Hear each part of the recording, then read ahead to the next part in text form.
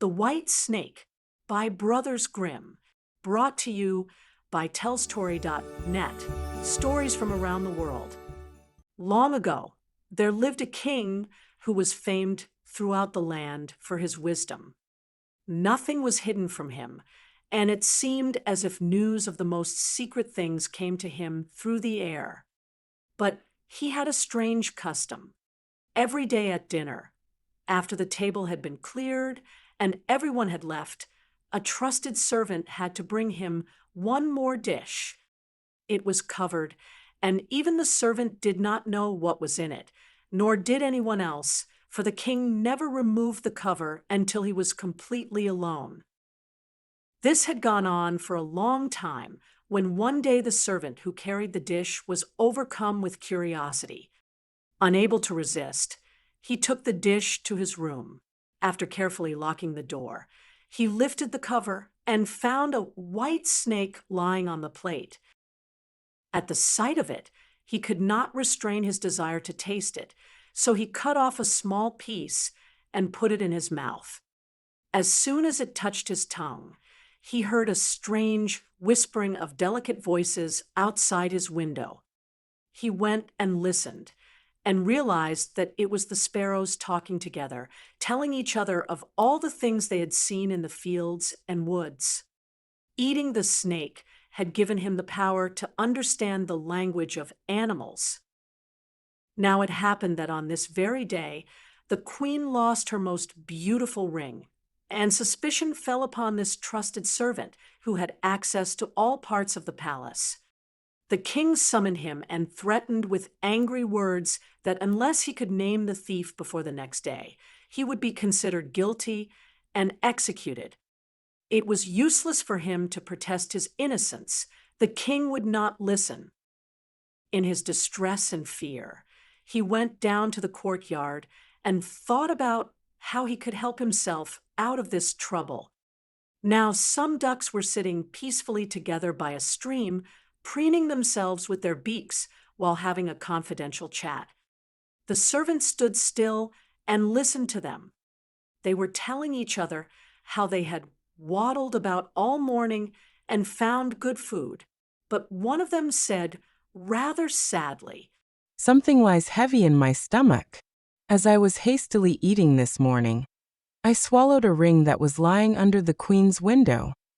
The servant immediately seized the duck by the neck, carried it to the kitchen, and said to the cook, "Slaughter this one, it's well fattened." The cook, weighing it in his hand, replied, "Yes, it has spared no effort to fatten itself and has been waiting to be roasted long enough." So the cook cut off its head, and as it was being prepared for the table, the queen's ring was found inside its stomach. The servant could now easily prove his innocence to the king, who, wishing to make amends for the injustice, granted him any favor he might ask and promised him the highest position of honor at the court. The servant declined all these offers and only asked for a horse and some money for traveling, as he had a desire to see the world and explore it for a while. When his request was granted, he set out on his journey and one day came to a pond where he noticed 3 fish that had gotten caught in the reeds and were gasping for water.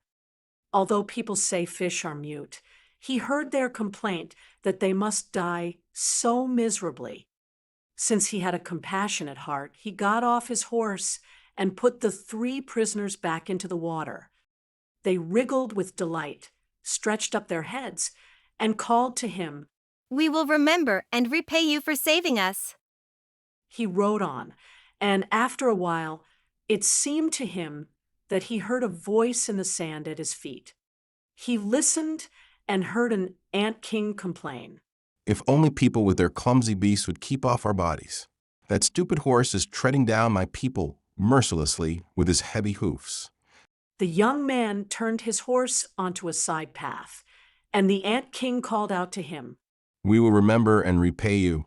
The path led him into a forest, and there he saw a father raven and mother raven standing by their nest, throwing out their young. "Get out, you idle good-for-nothings. We cannot feed you anymore. You are big enough to provide for yourselves. We helpless children. We are to provide for ourselves, and yet we cannot fly. What can we do but die of hunger? The good young man dismounted, killed his horse with his sword, and left its body for the young ravens to feed on. They hopped up to it, satisfied their hunger, and croaked. We will remember and repay you. Now he had to use his own legs, and after walking a long way, he came to a great city. There was much noise and crowd in the streets, and a man rode up on horseback, proclaiming that the king's daughter sought a husband, but whoever wanted to court her must perform a difficult task, and if he did not succeed, he would forfeit his life.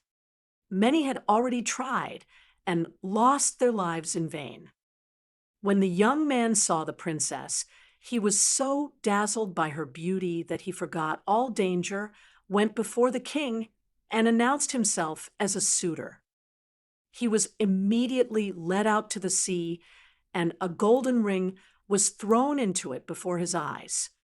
Then the king ordered him to fetch it from the bottom of the sea, adding, "If you come up without it, you will be thrown back and again until you perish in the waves." Everyone pitied the handsome youth, but they had to leave him alone at the seashore. He stood there considering what to do when suddenly he saw 3 fish swimming toward him, and they were none other than the ones whose lives he had saved. The middle one held a mussel in its mouth, which it laid on the shore at the young man's feet. When he picked it up and opened it, there lay the golden ring inside. Full of joy, he brought it to the king, expecting to receive his promised reward. But the proud princess, when she learned that he was not her equal in birth, disdained him and demanded that he perform a second task. She went down into the garden and scattered 10 sacks of millet seeds on the grass. By tomorrow morning before sunrise, these must be picked up, and not a single grain must be missing. The young man sat in the garden, thinking about how he could possibly accomplish this task, but he could think of nothing, and sat there sadly, awaiting his death at dawn. But when the first rays of the sun fell on the garden, he saw the 10 sacks standing neatly in a row, filled to the brim, and not a single grain was missing.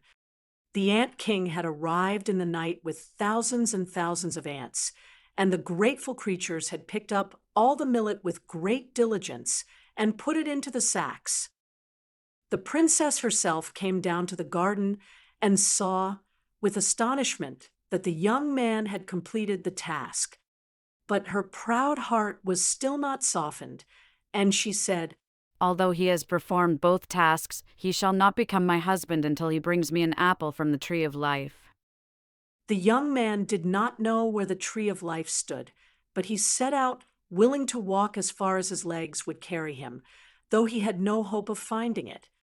After he had wandered through 3 kingdoms, he came one evening to a forest and lay down under a tree to sleep.